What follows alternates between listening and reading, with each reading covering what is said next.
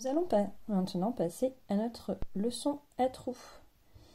Alors cette fois, je vous donne à l'avance les mots qui vont nous permettre de compléter la leçon. Vous allez essayer de deviner de quel mot il s'agit pour compléter celle-ci. Donc nous avons drôle de guerre, débâcle, bombe atomique, maréchal Pétain, 8 mai 1945, Adolf Hitler, général de Gaulle, 6 juin 1944, Japon et Vichy. On y va. En 1932, arrive au pouvoir en Allemagne et instaure une dictature raciste et ultranationaliste. De qui s'agit-il? Adolf Hitler, bien sûr.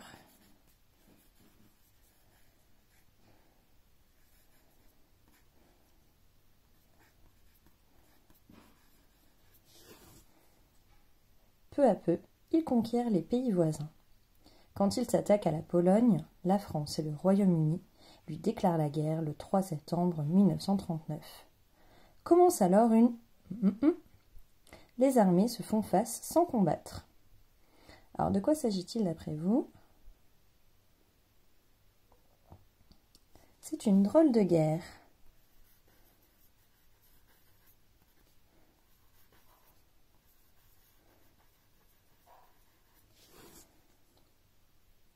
Puis, le 10 mai 1940, l'armée allemande déferle sur les Pays-Bas, le Luxembourg, la Belgique et entre dans Paris. C'est là, les Français fuient vers le sud. Alors, de quel mot s'agit-il d'après vous? C'est ce qu'on appelle la débâcle.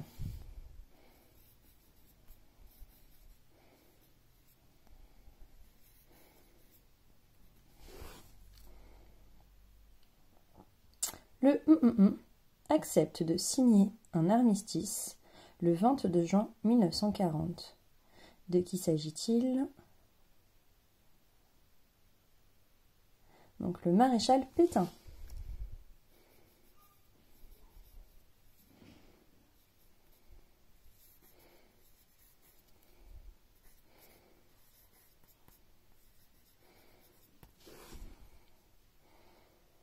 La France est alors coupée en deux.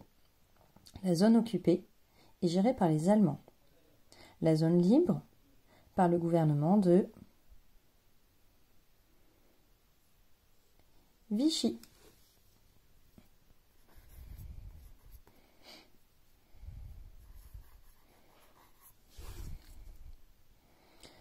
Ceux qui décident de résister se rapprochent du...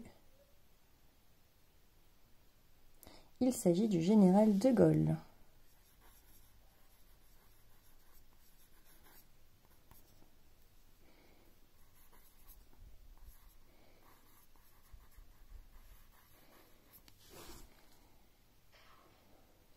La guerre est mondiale.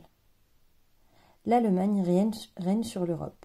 Le allié d'Hitler domine toute l'Asie du Sud-Est. Alors de quel pays s'agit-il? Il s'agit du Japon.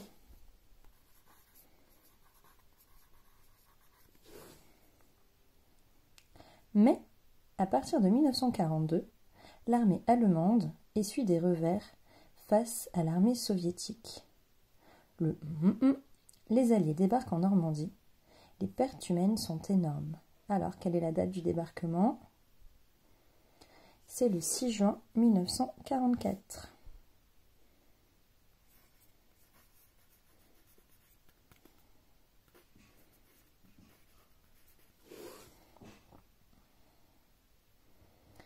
Enfin, Hitler est vaincu. En août 1944, Paris est libéré. L'Allemagne capitule. Alors, quelle est cette date? Donc celle qui nous reste, le 8 mai 1945.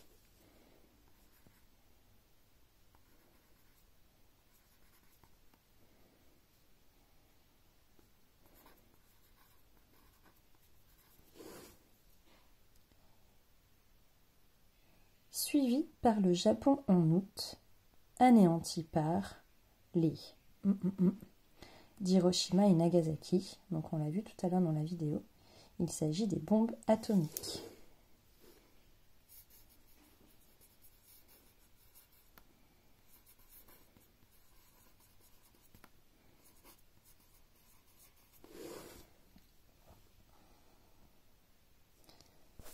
Donc relisons ensemble.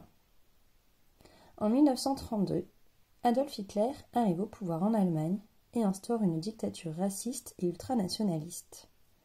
Peu à peu, il conquiert les pays voisins. Quand il s'attaque à la Pologne, la France et le Royaume-Uni lui déclarent la guerre, le 3 septembre 1939. Commence alors une drôle de guerre. Les armées se font face sans combattre.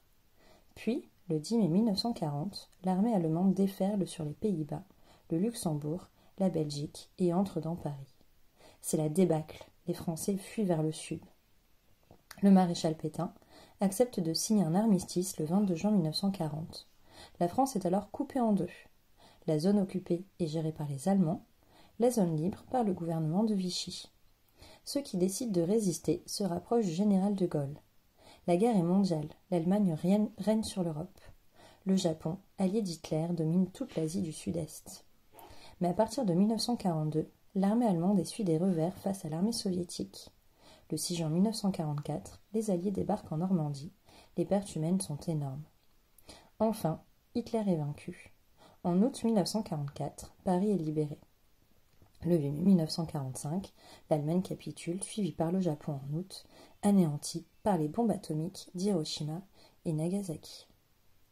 Donc ça, c'était notre première leçon sur la Seconde Guerre mondiale. Donc nous sommes dans le chapitre 2, la Seconde Guerre mondiale. Leçon numéro 1, causes et conséquences. Pour ceux qui en ont la possibilité, vous imprimez le texte à trous et comme d'habitude, vous le complétez.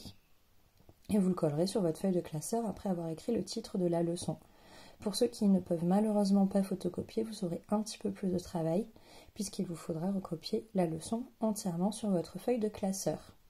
Voilà, bon courage à tous, à bientôt!